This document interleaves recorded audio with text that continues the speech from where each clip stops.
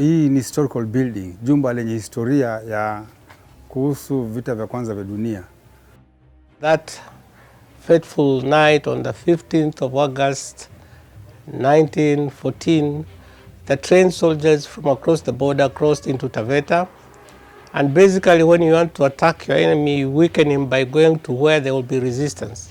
Na vita vya hapa vilianza baada ya ule DC ama the British representative kupiga risasi Mjerumani alikuwa anaitwa Broker, na akamuumiza, hakumuua hapo hapo. Huyo bwana Mjerumani alikufa kesho yake asubuhi, na kaburi lake pia liko hapa hapa kama heshima, alizikwa hapa karibuni. Na hiyo ndio ilianzisha sasa vita vya Mjerumani na Mwingereza. This one was a World War I site. It was a fort which was constructed in 1915 around September by North Lancashire Regiment of the Allied Forces, which were led by the British Army during the First World War. From here you can be able to see the trenches. The trenches were, initially they were 5 feet deep, and you can see they are meandering so that an enemy fire cannot actually hit a soldier. So a soldier was hidden, almost the whole body was hidden. The only part of the body which was we could see was actually the head. That's why it was 5 feet deep. The Germans were also fortifying this area. They were fortifying Riata Hill, they were fortifying all these areas. They fortified Mahu. Umeona zile fortifications zao ziko pale. They were ready. While the British were on the other side also planning, where they now brought in the South Africans, their allies, for a major showdown in Taita.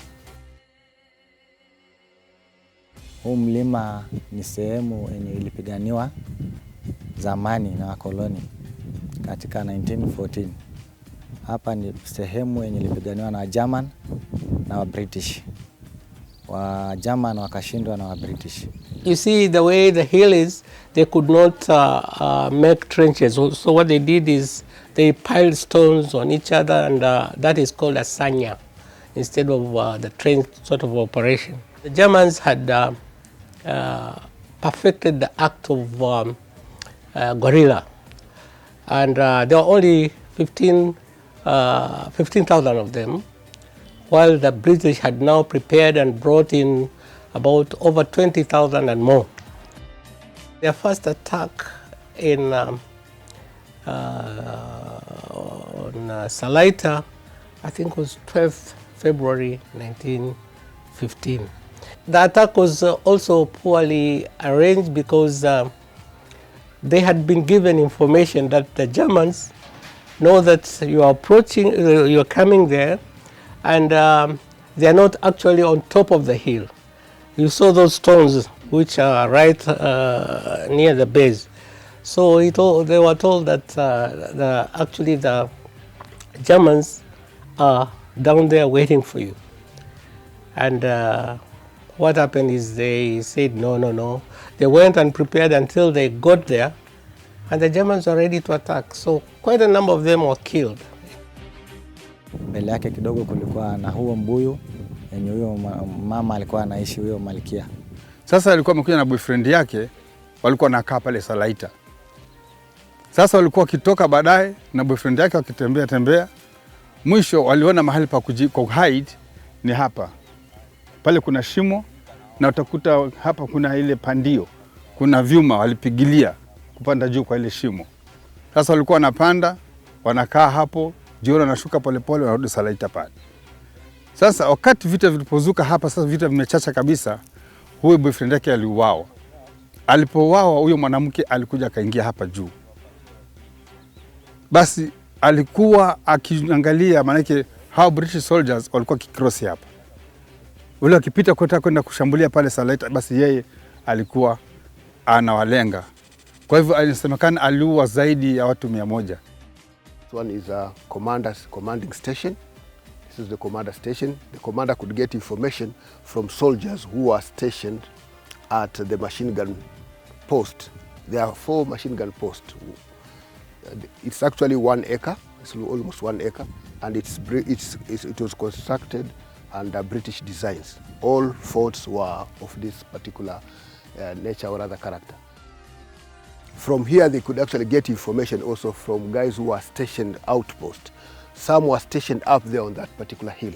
They were supposed to be monitoring the movement of any incoming German scout or other German parties.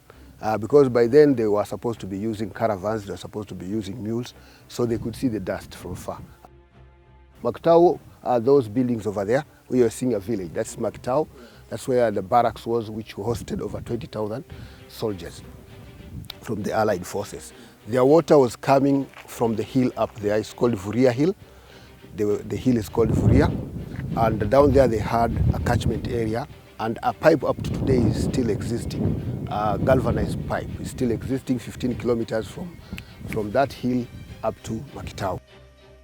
From here you can also be able to see Kasigao Hill. It's actually protruding over there. On the background there's a small hill protruding on the background. So that is Kasigao Hill. That is Kasigao Hill. Okay, the one which is protruding, that is Kasigao Hill. So from this position they could actually communicate through the heliography. Yeah, you know, heliography, it was using light. Yeah, it was like a mirror kind of. So they were like predetermined kind of signals. I get a bit emotional when I talk about Kasigaos. Kasigaos were very unfortunate.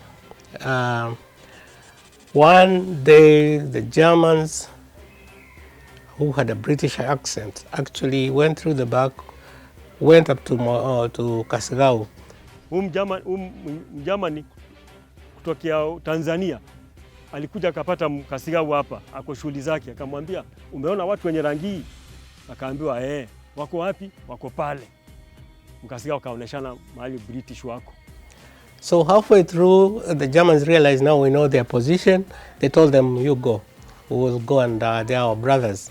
So they actually went and captured all the soldiers there, and that place was also taken over by the Germans for a while. Cha kunipa uchungu, hawa wakati Kasigao wamekusanywa hapa, kuna wazee 3 wamechukuliwa. Mzee Mwangojilo, Mzee Mwadime, Mraigonda na Mwakuja Shuke. Hawa wazee wao wakati wenzao wamekusanywa usiku, vijiji vyote vimekusanywa usiku. Kuamkia asubuhi ndo waliletwa hapa. Hawa wazee usiku, saa 6 usiku, Mzee Mwadime, Mzee Mwangojilo na Mzee Shuke, wao walibeba usiku hiyo mpaka Voi police. These guys were told, you are the ones who are responsible for these people, why didn't you restrain them? And they said, look here, we didn't know. So they were told, the Kasigaos were told to dig 3 graves around Wangea there. And the 3 guys, Mwadime, Mwakuja, and Mwangojilo was the chief. Mwakuja was an elder, and Mwadime was an advisor to the administration there. So they were told to stand beside the graves, and they were shot and went to the grave, and the community was asked to bury. Hapa tulipo ni Maktau Picket Hill, ambapo huu mlima wakati wa vita vya kwanza vya dunia, the First World War, the British soldiers walikuja wakaeka kambi yao kubwa sana hapa Maktau. So wakaja wakatengeneza maandaki hapa Maktau Picket Hill, na ndio place ambayo iko juu zaidi. About the utilization of wildlife when it comes to World War I, we realized that during that particular period of World War I, there was a lot of wildlife within this particular ecosystem. After the British Army, after the British and Allied forces found that potters were ineffective. Potters were ineffective, and majority of them were being affected by disease, tropical diseases, and also being maimed and killed by wild animals. They found them not effective enough, so they decided to come up with the railway line. That was a narrow gauge military railway line, heading from Voi in an area called Kariako, past Makitau to Taveta. And the aim was actually to dislodge the Germans who were held at Taita Hill. were held at Salaita. That was the aim, so that it could actually facilitate movement of equipment, movement of ammunition and food stuff. British had a train. They even brought a plane from, it was a French-made plane, but in pieces. And the plane was actually assembled in Moktau. I more or less know the location where the airstrip was. And it took off from Moktau. And once the Germans realized now we're being attacked on land, and now they're even flying over and dropping bombs. So that night the German had a rough time with the British, and the next morning when the British said we are now going to capture them, early in the morning when they went up, they could just see dust. The Germans were crossing into Tanganyika. Mlima ambao uko upande wetu wa kushoto hapa unaitwa Ndolwa Hill Kitaita. Huu mlima nao vita vilipopigwa vikaisha, bendera ya amani ilitundikwa kwa huo mlima, kumaanisha kwamba vita sasa vilikuwa vimeisha hapa East Africa. There could have been a lot of things which have not been documented so far. For instance, where were people buried? The forgotten graves of the African people. There are people who might have died in the battlefield, and at some point I'm sure they could have been scavenged by the hyenas, the vultures, and other predators in that particular area. Okay, what happened, those who died around the Taveta area, they were buried in Taveta. There is a Commonwealth war grave. Okay, it is for all people who actually, it is actually manned by the British, but even the Germans. Even the guy who was, the first guy who was the victim of this particular war, he was called Frederick Brocker. Yeah, you can actually see his tombstone. They were buried side by side. Vipisi vya bomu viko, na hata unaweza pata bomu ikiwa full haijatumika.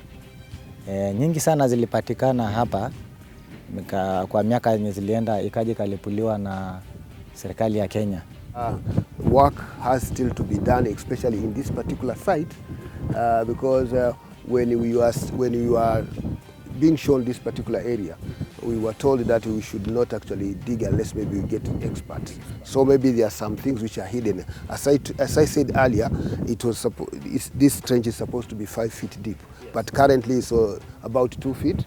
Yeah, so maybe there's something. Yeah, and again, explosive will be explosive. We were told not to dig until an expert. Yeah. And again, for the expert, we expected maybe the National Museums of Kenya could actually could sponsor that particular, and if possible, maybe take over such sites, because we are also worried that the site at Salaita is now fenced as a private property by former MP of that area, Mr. Criticos, Basil Criticos. Yeah.